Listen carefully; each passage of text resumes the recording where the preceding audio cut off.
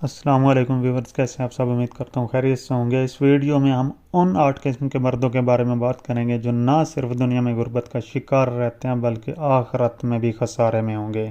اگر آپ ان میں سے کسی بھی قسم میں شامل ہیں تو فوراً توبہ کریں اور اپنی زندگی بدلیں۔ نمبر 1، وہ مرد جو ایک فضول خرچ عورت سے شادی کرتا ہے۔ ایسی عورت جو شوہر کے مال کی حفاظت نہیں کرتی اور خرچ کرتے وقت دل میں کوئی درد محسوس نہیں کرتی۔ پیاری بیویوں، کیا تم جانتی ہو کہ تمہارا شوہر سڑکوں سے پیسے نہیں چنتا، بلکہ وہ اپنی صحت، اپنی تھکن اور اپنے جسم کی قربانی دے کر یہ کمائی لاتا ہے تاکہ تم ایک بہتر مستقبل دے سکے۔ لہٰذا محتاط رہو، اسراف نہ کرو اور اپنے شوہر کا شکریہ ادا کرو، اس پر احسان نہ جتاؤ۔ نمبر 2، نشے میں مبتلا مرد، چاہے وہ نشہ ممنوعات کا ہو، سگریٹ کا ہو یا شراب کا۔ یہ لوگ روزانہ اپنی کمائی کو آگ میں جھونکتے ہیں اور آخر میں جو بچتا ہے وہ اپنی بیماریوں پر خرچ کرتے ہیں۔ ایسے مرد کی بیوی اور بچے سب سے زیادہ تکلیف میں ہوتے ہیں۔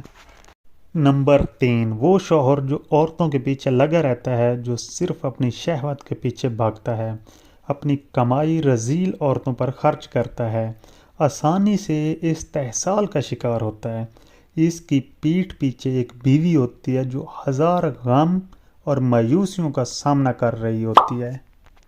نمبر 4، وہ مرد جو اپنی بیوی پر ظلم کرتا ہے، بے عزتی، گالیاں، مار پیٹ۔ ایسے مرد کا انجام اچھا نہیں ہوتا، چاہے بیوی بد دعا دے یا نہ دے۔ ایسا شخص اللہ کے انصاف سے نہیں بچ سکتا۔ نمبر 5، وہ مرد جو سودی کاروبار کرتا ہے، یعنی پیسہ خرید و فروخت کے نام پر سود سے کما رہا ہے، چاہے کوئی بھی مذہبی بہانہ بنا لے۔ ایسے لوگ آج کل مسلمانوں کی مارکیٹوں میں کثرت سے موجود ہیں۔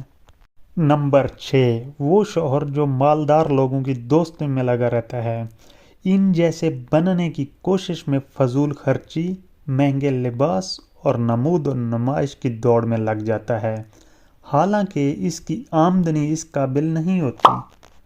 نمبر 7، وہ مرد جو کیفے، تفریح گاہوں، سیر و سفر اور لذت نفس کا عادی ہوتا ہے۔ ایسے مرد کی کمائی بھی ضائع ہو جاتی ہے اور وقت بھی ضائع ہو جاتا ہے۔ نمبر 8 اور سب سے اہم، وہ مرد جو اپنے ماں باپ کا نافرمان ہوتا ہے۔ ایسا شخص نہ دنیا میں کامیاب ہوتا ہے، نہ آخرت میں اس کا کوئی نصیب ہوتا ہے۔ اس ویڈیو کو ضرور شیئر کریں تاکہ زیادہ سے زیادہ لوگ ان غلطیوں سے بچ سکیں۔